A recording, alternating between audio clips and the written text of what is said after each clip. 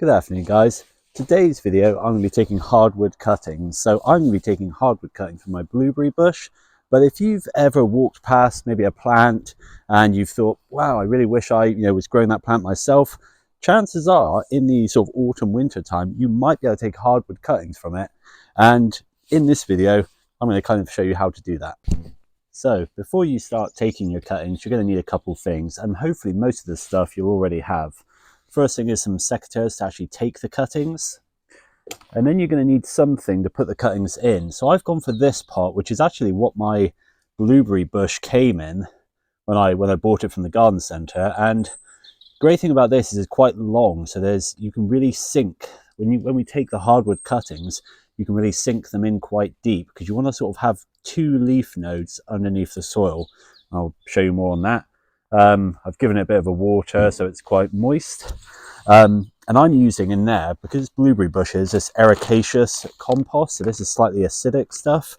But if you're taking cuttings from something else, you'll just be able to use regular compost. Now, an option is to add some perlite or grit or sharp sand or something to make the soil a bit more free draining, just so you don't get like sort of the cuttings rotting out or anything. And another thing that's potentially optional is some rooting powder. So I'm not too sure how this works or something, but basically it just increases the chance of the cuttings rooting. But I think people have success without this stuff, so it's not necessary, but I'm going to use it because it just gives us a bit of an added chance.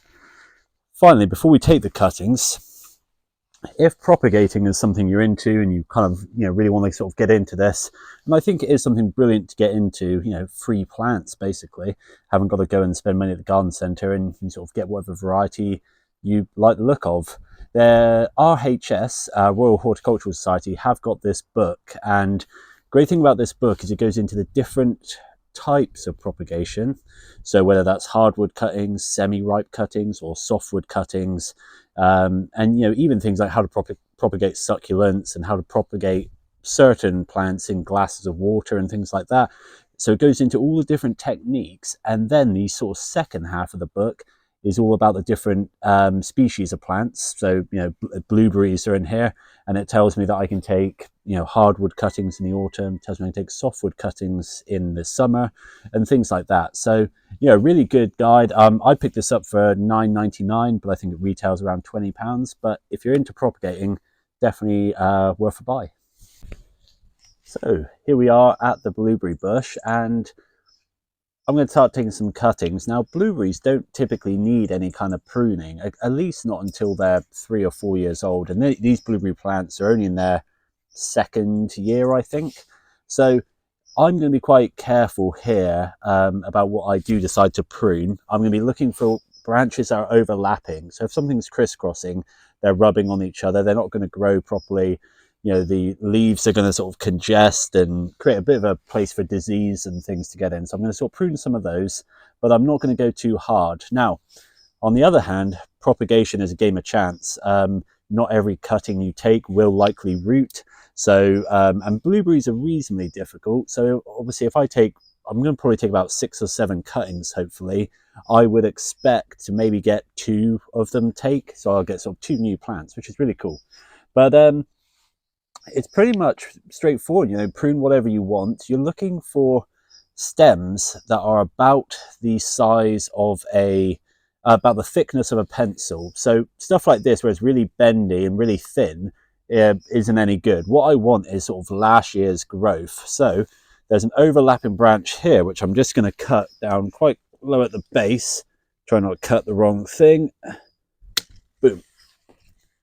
And what I'll do is I'll probably make 2 cuttings out of this. So this is quite like a long piece. So I'm going to snip the top off because that's not going to root.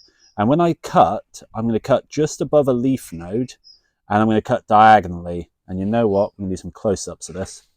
So as you can see, everything above my secateurs is a little bit too thin. So I'm going to cut diagonally here. Now the reason for the diagonal cut is twofold. 1, creates a slope so water will run off when it rains and things. 2, when especially if you're sort of processing these in batch, you're not necessarily going to know which way is up potentially. So you can get in a bit of a problem that way. So then I'm going to cut just below a leaf node, and I'm going to cut flat this time. And that bit that just flew off was my other cutting. But I've still got a good length of sort of blueberry bush here, which I'm going to make another cutting out of. So again, I'm going to cut diagonally just above, oh, not in focus, there we go, just above that leaf node. Oh, these secateurs probably need sharpening. I'm not going to worry too much about this. And then I'm going to sort of go down, find a leaf node there, and cut flat along the bottom, again, just below another leaf node. Okay, right, so I've got my 8 cuttings here, and like you can see, I've got all the sort of slanted, sloped cuts, so I know which way's up.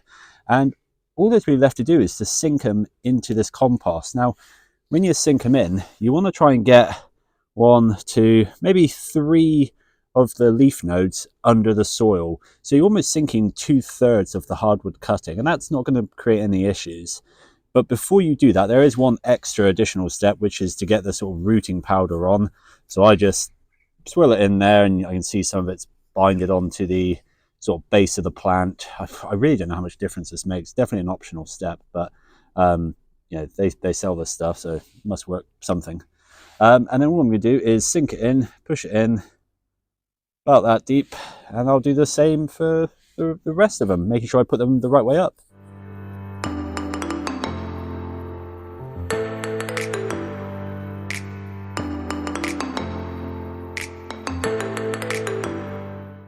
So there you have it, hardwood cuttings. Not really much for me to do now. Because this plant is hardy in my climate, I can leave it out all winter. It won't matter if it freezes or rains or whatever. All I've got to do is keep it relatively moist, which hopefully the rain will do this time of year, and maybe in the spring and summer, water it a bit. Now, this isn't particularly quick. These won't be ready to planting out until probably this time next year, but I can leave them to do their thing. They'll get some sort of leaves and branches, which will show me if they've taken. And yeah, that's pretty much all there is to it. Don't forget to like and subscribe. See you all soon for more videos.